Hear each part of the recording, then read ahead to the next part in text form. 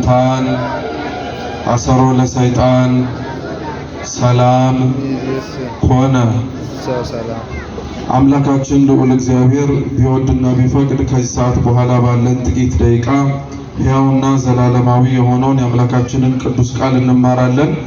የምንማረውን ትምህርት ሰምተን በሕይወት ለመኖር ያስችለን ዘንድ አምላካችን ቅዱስ እግዚአብሔር በጉባኤያችን መሃል ተገኝቶ እንዲያስተምረን፣ እንዲመክረን፣ እንዲገስጸን የእርሱ ቅዱስ ፈቃድ ይሁንልን። ለዛሬ ባለችን አጭር ደቂቃ የምንማርበት የትምህርታችን ርዕስ የሚሆነው የሐዋርያው የቅዱስ ማቴዎስ ወንጌል ምዕራፍ 19 ከቁጥር 16 ጀምሮ በቅዱስ ወንጌል ላይ ተጽፎ በምናገኘው ክፍለ ምንባብ ይሆናል ማለት ነው። አስቀድሜ መጽሐፍ ቅዱስን ቃል በንባብ አሰማችኋለሁ። ሁላችሁም በጥሞና ሆናችሁ አድምጣችሁ ከዛ በኋላ ወደ ትምህርታችን እንሄዳለን። የቅዱስ ማቴዎስ ወንጌል ምዕራፍ 19 ከቁጥር 16 ያለው ቃል እንዲህ ይላል። እነሆም አንድ ሰው ቀርቦ መምህር ሆይ የዘላለም ሕይወትን እንዳገኝ ምን መልካም ነገር ላድርግ አለው። እርሱም ስለ መልካም ነገር ለምን ትጠይቀኛለህ? መልካም የሆነ አንድ ነው። ወደ ሕይወት መግባት ብትወድ ግን ትእዛዛትን ጠብቅ አለው። እርሱም የትኞቹን አለው? ኢየሱስም አትግደል፣ አታመንዝር፣ አትስረቅ፣ በሐሰት አትመስክር፣ እናትና አባትህን አክብር፣ ባልንጀራህንም እንደራስህ አድርገህ ውደድ አለው። ጎበዙም ይህን ሁሉ ከሕፃንነቴ ጀምሬ ጠብቄዋለሁ፣ ደግሞስ የሚጎለኝ ምንድን ነው አለው። ኢየሱስም ፍጹም ልትሆን ብትወድ ሂድና ያለህን ሽጠህ ለድሆች ስጥ፣ መዝገብም በሰማያት ታገኛለህ፣ መጥተህም ተከተለኝ አለው። ጎበዙም ይህን ቃል በሰማ ጊዜ ብዙ ንብረት ነበረውና እያዘነ ሄደ። ኢየሱስም ለደቀ መዛሙርቱ እውነት እላችኋለሁ ለባለጠጋ ወደ መንግሥተ ሰማያት መግባት ጭንቅ ነው። ዳግመኛም እላችኋለሁ ባለጠጋ ወደ እግዚአብሔር መንግሥት ከሚገባ ግመል በመርፌ ቀዳዳ ቢገባ ይቀላል አለ። ደቀ መዛሙርቱም ሰምተው እጅግ ተገረሙና እንኪያስ ማን ሊድን ይችላል አሉ።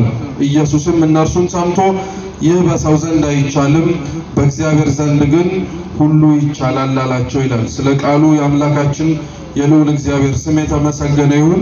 እስኪ የሚጎለኝ ምንድን ነው በሉ። የሚጎለኝ ምንድን ነው በሉ። እስኪ የሚጎለኝ በሉ። ሁላችሁም የሚጎለኝ ምንድን ነው? እስኪ ድገሙት። አሁን የሚጎለኝ ምንድን ነው? ሶስተኛ ድገሙት።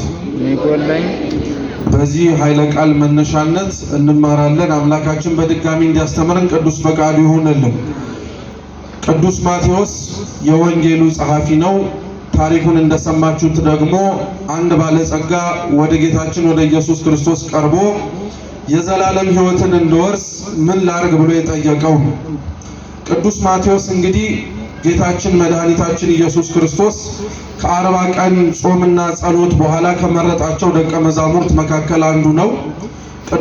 ቅዱስ ማቴዎስ አስቀድሞ ጌታችን ኢየሱስ ክርስቶስን ከመከተሉ በፊት በቀራጭነት ኃላፊነት ይኖር የነበረ ሰው ነው። ቀራጭ ማለት አሁን በምናውቀው በዘመናዊ ቋንቋ ግብር ሰብሳቢ ማለት ነው። ቅዱስ ማቴዎስ ቀራጭ ነው ብለን ስንናገር ግን ቀራጭነት ለእስራኤላውያን እንደ አንድ የሙያ ዘርፍ ተብሎ የሚቆጠር ሳይሆን አንድ ሰው ቀራጭ ነው ማለት ያለምንም ቅድመ ሁኔታ ኃጢአተኛ ነውም ጭምር ብሎ ሕዝቡ ያስብ ነበር። ቀራጮች ኃጢአተኞች ናቸው ብሎ ሕዝቡ ያስብ የነበረበት ምክንያት አንደኛው እስራኤላውያን ክርስቶስ በስጋ ተዋህዶ በዚህ ምድር ላይ በሚያስተምርበት ወቅት ላይ በሮማውያን ግዛት የተገዙ ስለነበሩ ቀራጮች ገንዘብ የሚሰበስቡት ለራሳቸው ሳይሆን ቀኝ ለገዟቸው ለሮማውያን ለመገበር ነው። ሕዝቡ ስለዚህ ቀኝ መገዛታችን ሳያንስ ቀኝ ለሚገዛን ሰው ደግሞ አቅም እንዲሆነው ጉልበት እንዲሆነው ጭራሽ ከሕዝቡ ገንዘብ ትሰበስባላችሁ ብሎ ስለሚያስብ ስለሚያይም ጭምር ቀራጮችን ሙሉ በሙሉ አይወዳቸውም ነበር። ሁለተኛው ቀራጮች የማይወደዱት ደግሞ ምንም እንኳን ቀረጥ መሰብሰብ ስራቸው ቢሆንም ሲሰበስቡ ግን ለነሱም ጨምረው ነው። ለምሳሌ 10 ብር ሰብስቡ ቢባሉ 20 ብር አድርገው ነው የሚሰበስቡት። 10ሩን ለቀኝ ገዢው መንግስት ለሮማውያን ሊያስገቡ 10ሩን ደግሞ ወደ ራሳቸው ወደ ኪሳቸው ሊጨምሩ። በሌላ ቋንቋ ቀራጮች ለቀኝ ግዛት ለያዛቸው ሰው ገንዘብ የሚሰበስቡ ሰዎች ብቻ ሳይሆኑ ሌቦችም እና ከሰዎችም የሚወስዱ ጭምር ነበሩ። ስለዚህ ቀራጮችን ሁሉም ሰው ይጠላቸው ነበር፣ ይጸየፋቸው ነበር። እንኳን መጸየፍ ይቅርና ቀራጭ አለመሆንን ራሱ ያመሰግኑ ነበር። ጌታችን በሉቃስ ወንጌል ምዕራፍ 17 ላይ ስለ አንድ ቀራጭና ስለ አንድ ፈሪሳዊ ጸሎት ያስተማረው ትምህርት አለ። በእርግጥ ጸሎቱ ወይም የሚያስተምረው ክፍለ ምንባብ ስለ ጸሎት ቢሆንም ውስጡ ግን ትልቅ ቁም ነገር አለ። አንድ ፈሪሳዊና አንድ ቀራጭ ከቤተ መቅደሱ ፊት ለፊት ቆመው ጸሎት ያደርጋሉ። እየሰማችሁ ነው? ከቤተ መቅደሱ ቆመው ጸሎት ያደርጋሉ። ቀራጩ ምን ብሎ ነው ጸሎት የሚያደርገው? እኔ የሰማይን ከፍታ እንኳን ቀና ብዬ ማየት የተሳነኝ የማይቻለኝ ኃጢአተኛ ነኝ እያለ በደሉንና ነውሩን አውቆ ራሱን ደረቱን እየደቃ ዝቅ ብሎ ያለቅስ ነበር። ፈሪሳዊው ግን ምን አለ መሰላችሁ? እጾማለሁ፣ እጸልያለሁ፣ ማድረግ የሚጠበቅብኝን ነገር በሙሉ አደርጋለሁ፣ ከዚህም አላነሰም። ቀጠለና ምን አለ? አቤቱ ጌታ ሆይ እንዲህ ቀራጭ ስላላደረከኝ አመሰግንሃለሁ አለ።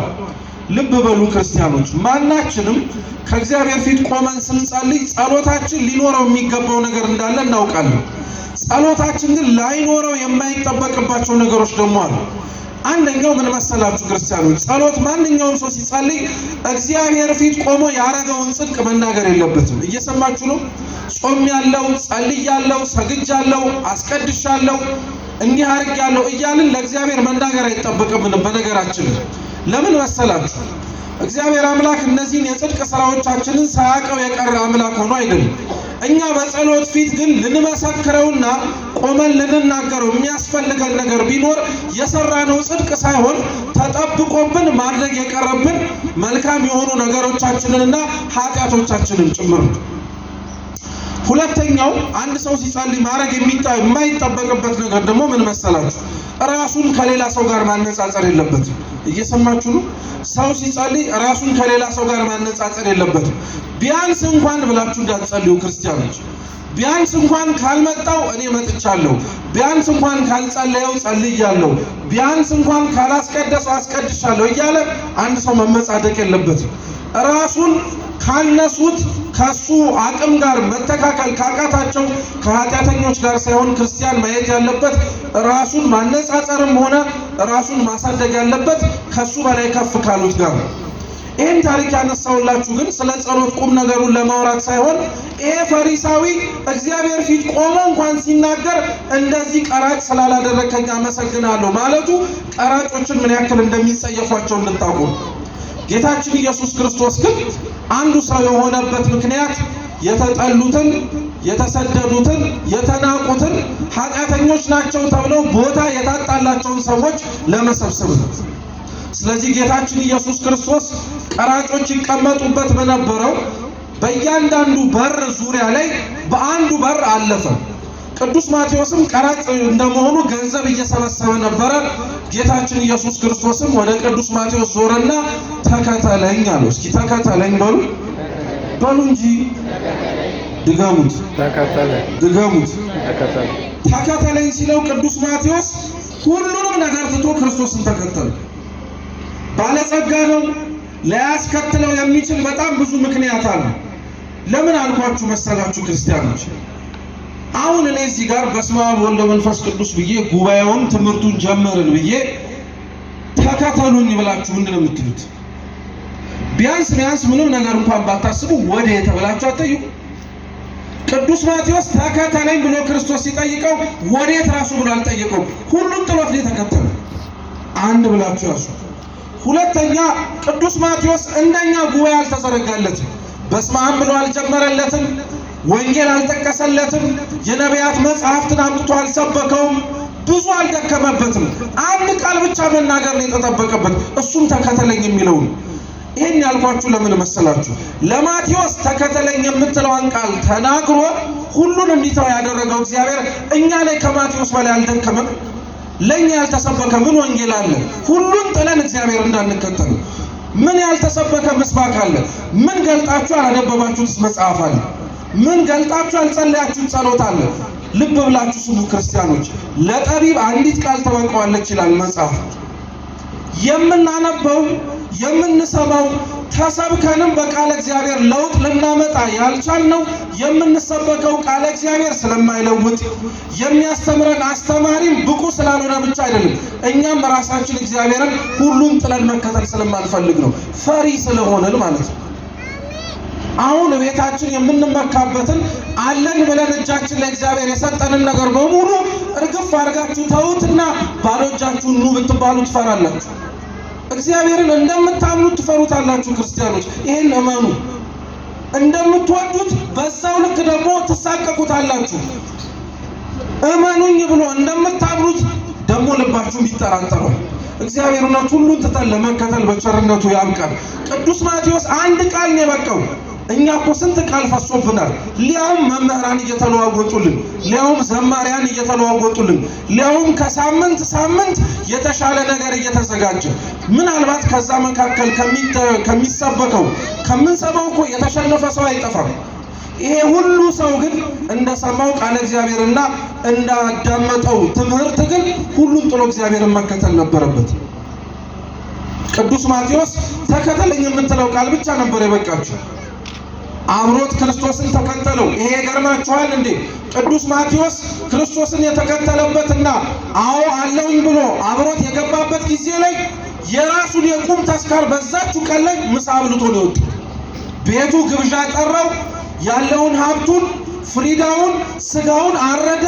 ለነዳያን ላሉት ሰዎች በሙሉ ድግስ ጠራ። ከዛ በኋላ ቅዱስ ማቴዎስ ላይመለስ ደጁን ትቶት ነው ሄደው። እግዚአብሔር ላንመለስ እሱን መከተል የምንችልበትን አቅምና ጉልበት ይስጠን።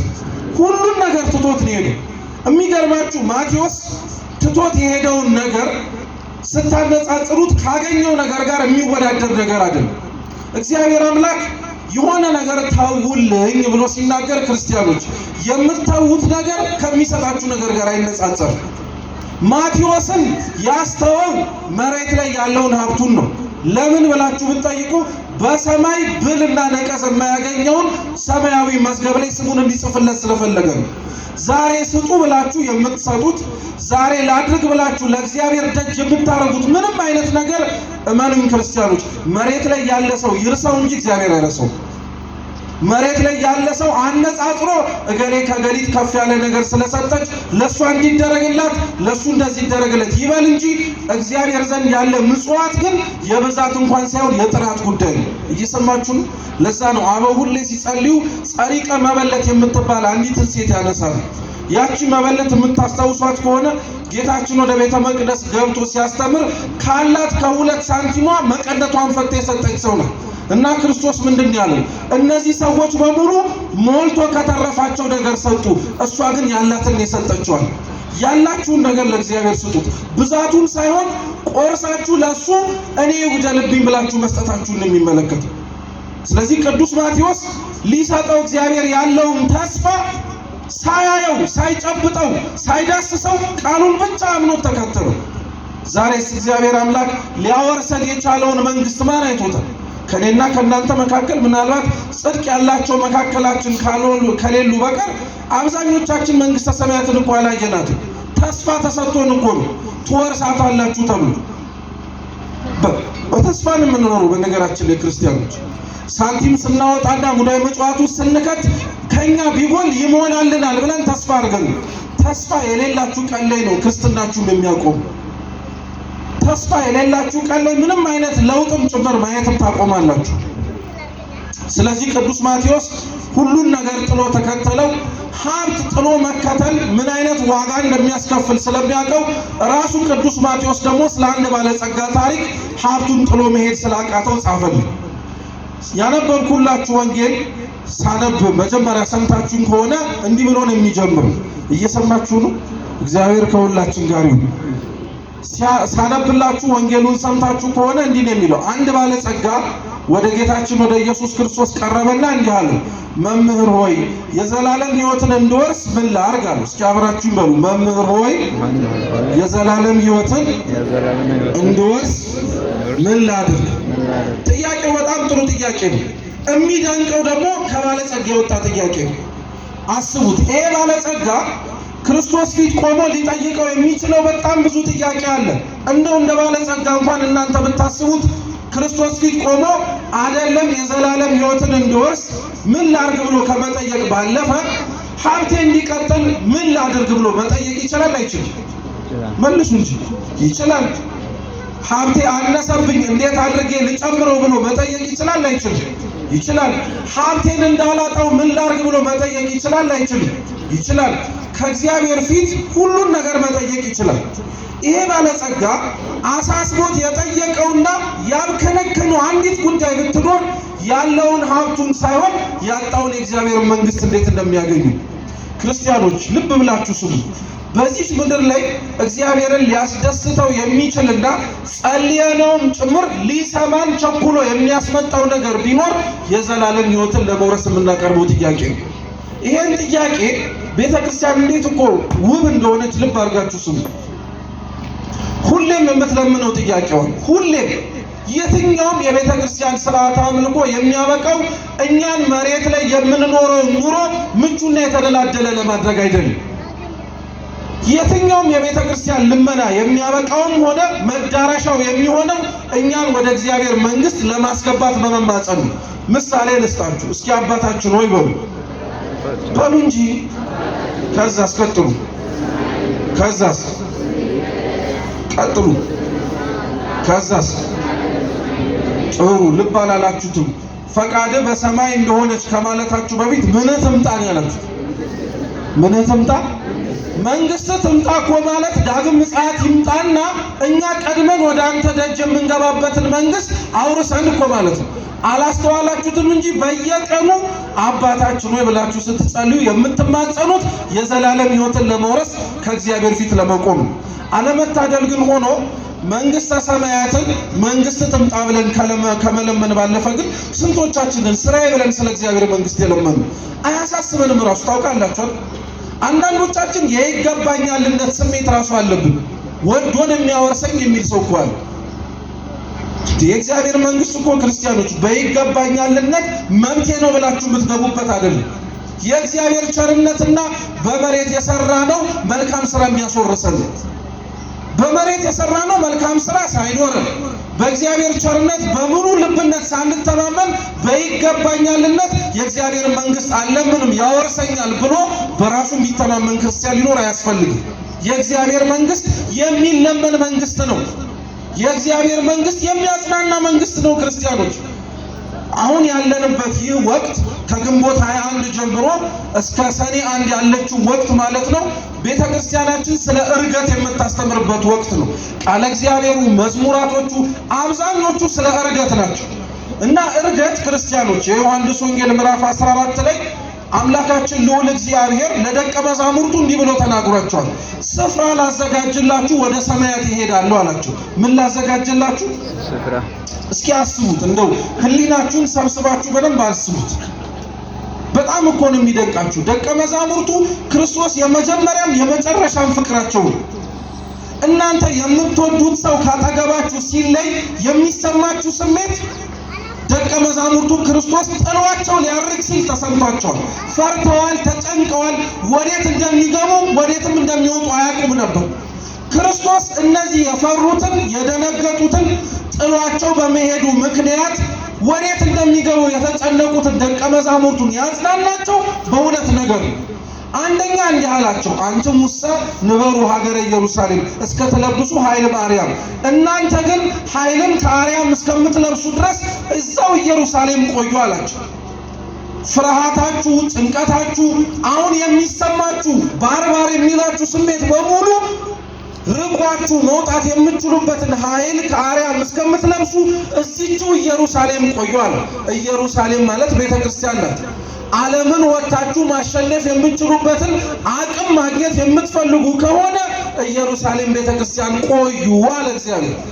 ቀጠለና ሁለተኛ እንዲህ አላቸው፣ ይሄ ወደ ላይ ወደ ሰማያት የሄደው ክርስቶስ ደግሞ እነሱንም እንደሚወስዳቸው ቃል ገባላቸው። እየሰማችሁ እርገት ለኛ ለቤተ ክርስቲያናችን ትልቅ ቁም ነገር ኖሮት የምናከብረው በዓል ስለሚያጽናናን ጭምር እግዚአብሔር እንዳልተወን ማሳያ ነው። አንዳንድ ሰው እኮ እውነቴን እንደምላችሁ ክርስቶስ ወደ ሰማያት ሲያርግ ጥሎን ይሄዳል የሚመስላቸው። በቃ ሙሉ በሙሉ እርግፍ አድርጎን የራሳችሁ ጉዳይ ብሎ አልሄደም እግዚአብሔር። ይሄ ወደ ላይ ወደ ሰማያት ሲወጣ ያያችሁት አምላክ ዳግም ተመልሶ ይመጣል ተብሎ ተነግሮናል። ይሄ ወደ ላይ ወደ ሰማያት ሲያርግ ያየነው እግዚአብሔር የኛን ስጋ ተዋህዶ ነው፣ አድራሻችንን እያሳየን ነው። ሰው በእግዚአብሔር መንግስት ካልተጽናና በዚህ በመሬታዊ መንግስት ታዲያ ሊጽናና ነው? እምትናፍቁት ምንድነው ክርስቲያኖች? እውነት እኮ ልባችሁን ክፍት አድርጋችሁ አድምጡ እንጂ ምኑን ነው የምትናፍቁት? የተሻለ ነገር አትናፍቁ። የተሻለ መሬት ላይ መጥቶ የሚያደላድል ነገር አትሹ። ትልቁ መለመን ያለባችሁ ነገር በላይ በሰማያት ያለውን የእግዚአብሔር መንግስት እንዳናጣው ነው። ያ ባለጸጋ ስለዚህ የለመነው ልመና የሚደንቀን ለዛ ነው። ክርስቶስ ፊት ቆሞ ሊጠይቀው የሚችለው ብዙ ጥያቄ አለ። አትጠይቁ እያለን አይደለም። ልብ ብላችሁ ስሙ። እግዚአብሔር አባት ነው። ስለ ጓዳችሁ፣ ስለ ትዳራችሁ፣ ስለ ፍቅራችሁ፣ ስለምትፈልጉት ነገር እንደ ወዳጃችሁ አውሩት፣ ችግር የለም። ከምታወሩት ነገር ውስጥ ግን እናንተን ደስ ተሰኝቷችሁ እንደምታወሩት እሱንም ደስ የሚያሰኘው የዘላለም ሕይወትን እንድወርስ ጌታዬ ምን ላርግ ብላችሁ ለምኑት። እሱ ያስፈልገዋል እግዚአብሔር። ይሄ ባለጸጋ እንደዚህ ብሎ ለመነው። ክርስቶስ ታዲያ ምን አለው? ሲነበብ ሰምታችሁታል። ለምን መልካም ትለኛለህ አለ። እስኪ ልጠይቃችሁላችሁ፣ እግዚአብሔር መልካም ነው አይደለም? ክርስቲያኖች አረ መልሱ። መልካም ነው አይደለም? ቸር ነው አይደለም? መምህር ነው አይደለም? አይገርማችሁም? ይሄ ባለጸጋ ግን ልክ እንዲህ ብሎ ሲጠይቀው ጌታ ምን አለው? ለምን መምህር ቸርስ ትለኛለህ አለ።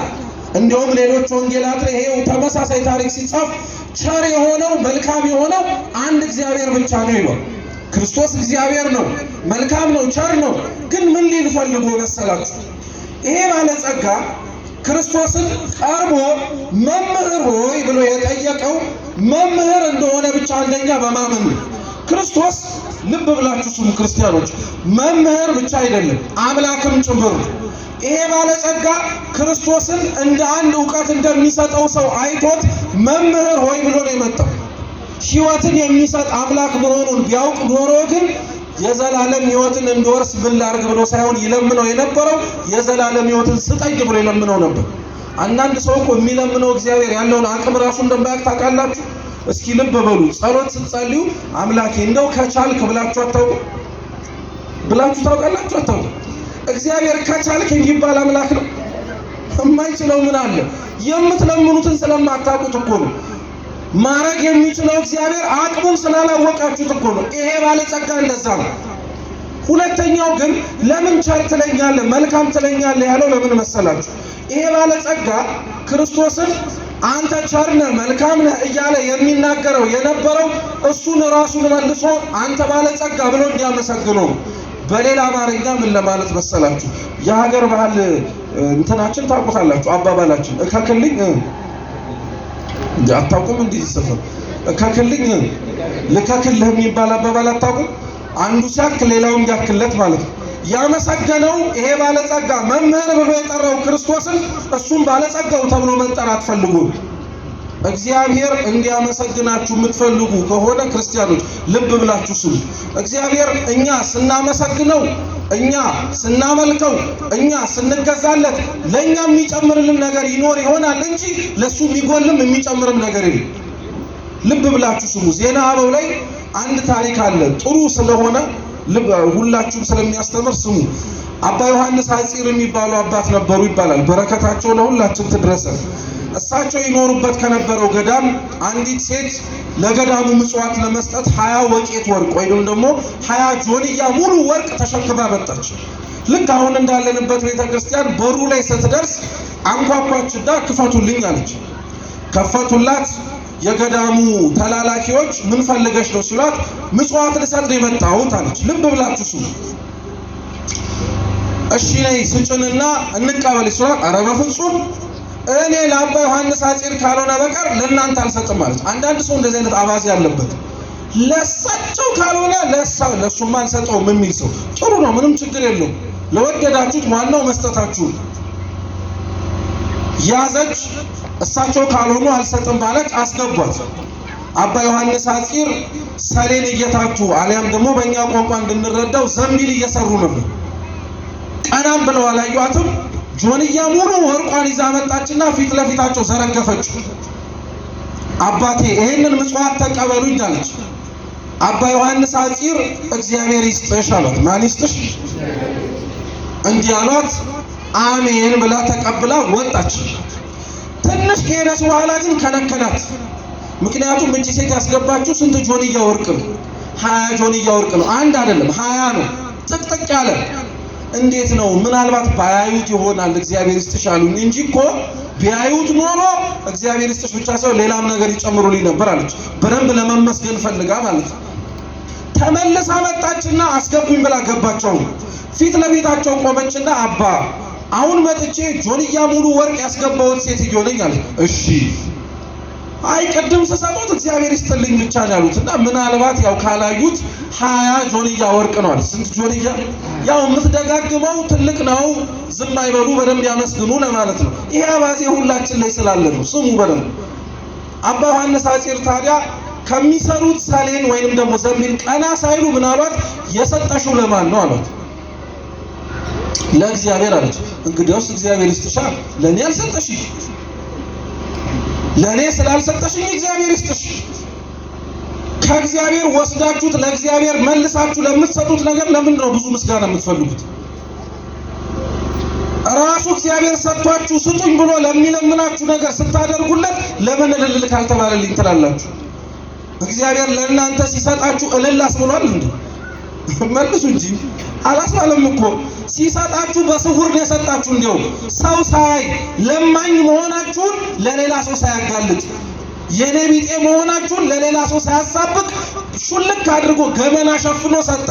ገመና ሸፍኖ የሰጠውን እግዚአብሔር እኛ ግን እንስጥ ስንለው ሁካታ፣ ጫጫታ፣ ግርግርታ ከሌለ የሰጠንም አይመስልም። እግዚአብሔር እውነት ከመመስገን ደዌ ይሰውረን። ይሄ ባለጸጋም ክርስቶስን መምህር ወይ ብሎ የጠራው እሱ ባለጸጋ ተብሎ መመስገን ስለፈለገ ነው። ክርስቶስ ግን አይደለም፣ ቸር የሆነው መልካም የሆነው አንድ እግዚአብሔር ብቻ ነው አለ። የዘላለም ሕይወትን መውረስ የምትፈልግን ከሆነ ትእዛዛቱን ጠብቅ አለው። እየሰማችሁ ነው? ትእዛዛቱን ጠብቅ አለው። መቼም ጥያቄው ትልቅ ጥያቄ ስለሆነ ንቆ ሊተወው አልፈለገም ክርስቶስ። ትእዛዛቱን ጠብቅ አለው። ያ ባለጸጋ የትኞቹን አለ? ልብ ብላችሁ ስሙ። ክርስቶስ እንዲህ አለው፣ አብራችሁን በሉ። አትግደል፣ ኧረ በሉ ባካችሁ፣ አትግደል፣ አታመንዝር፣ አትስረቅ፣ በሐሰት አትመስክር፣ አባትና እናትህን አክብር፣ ባልንጀራህን እንደራስህ አድርገህ ውደድ። ጥሩ ክርስቲያኖች፣ እነዚህ አሁን የዘረዘርኩላችሁ ነገሮች 10ቱ ምንም ተብለው የሚጠሩት ናቸው፣ ትእዛዛት ነው የሚባሉት። ከነዚህ ከ10ሩ ግን 3 ይጎላሉ። 3 ይጎላሉ። የመጀመሪያ 3ቱ ከእኔ ከአምላክህ ከእግዚአብሔር በቀር ሌሎች አማልክትን አታምልክ፣ የሰንበትን ቀን ትቀድሳት ዘንድ አስብ፣ የአምላክህ የእግዚአብሔርን ስም በከንቱ አትጥራ የሚሉትን 3 ትእዛዛት አልነገሩም። ከአራተኛው ጀምሮ እስከ መጨረሻው ግን ነገሩ። ምን ሊለው ፈልጎ ነው? ቁም ነገሩ ይሄ ነው። ልብ ብላችሁ ስሙ። ትእዛዛቱን ጠብቅ ብሎ ክርስቶስ ሲነግረው 10ቱ ትእዛዛት ለሁለት ነው የሚከፈሉት። የመጀመሪያ 3ቱ ፍቅረ እግዚአብሔር ነው የሚባሉት፣ እኛ እግዚአብሔርን መውደዳችንን የምናሳይበት ማለት ነው። እግዚአብሔር ግን ለዚህ ለባለጸጋው የዘላለም ሕይወትን መውረስ የምትፈልግ ከሆነ ብሎ የነገረው የቀሩትን 7ቱ ነው። እነሱ ደግሞ ፍቅረ ቢጽ ይባላል። ወንድም ወንድም መውደዱን፣ እህት እህትን መውደዷን፣ ክርስቲያኖች እርስ በርስ መዋደዳቸው የሚታወቀው በዚህ ነው። አይገርማችሁም? እግዚአብሔር አንደኛ ልብ ብላችሁ ስሙ። 10ቱ ትእዛዛት እኩል እኮ 5 አድርጎ መክፈል ይችል ነበር። በነገራችን 5ቱን ለራሱ 5ቱን ለኛ። እሱ ግን የራሱን አሳንደሰና እኛ እርስ በርስ የምንዋደድበትን ምክንያት ግን ጨመረ። ለምን መሰላችሁ ክርስቲያኖች? ቅዱስ ዮሐንስ በመልእክቱ እንዲህ ብሎ ይናገራል። ማንም ከእናንተ መካከል እግዚአብሔርን እወደዋለሁ እያለ የሚያየውን ወንድሙን የሚጠላ ቢኖር እርሱ ውሸታም ነው አለ። ቀጠለና እንዲህ አለ፣ የማያየውን እግዚአብሔር እወዳለሁ እያለ የሚያየውን ወንድሙን የሚጠላ እርሱ ሐሰተኛ ነው አለ። እየሰማችሁ ነው? እግዚአብሔር እርስ በርስ የምንዋደድበትን ሕግ እጅግ በጣም ያበዛብን ምክንያት እርስ በርስ ብትዋደዱ እኔም እንደምወዳችሁ ማሳየው ይሄ ነው ሲለን፣ ይሄን ባለጸጋ የዘላለም ሕይወትን መውረስ የምትፈልግ ከሆነ ከሰው ጋር በሰላም ኑር አለ። አንዳንዶቻችን እኮ እዚህ ውስጥ እኔ ዋናው ከእግዚአብሔር ጋር በሰላም መኖሬ ነው እንጂ ከማንም ጋር ተባላውም ተጣላውም ብሎ ምንም ግድ የማይሰጠው ሰው አለ። አንዳንዶቻችን ደግሞ ለእግዚአብሔር ውለታ የዋልንለት ይመስል ሰውን በመሳደብ ሰውን ክፉ ነገር በማድረግ ስለ ሰው ሐሜት በማውራት ውለታ የዋልንለት የሚመስልንም አለ። እግዚአብሔርን ክርስቲያኖች ልብ ብላችሁ ስሙ። በመሳደብ ሐሜት በማማት ለሱ ተቆርቋሪ መስለን በምንሰራው ኃጢአት ውስጥ ምንም የምናስመሰግነው ነገር የለም።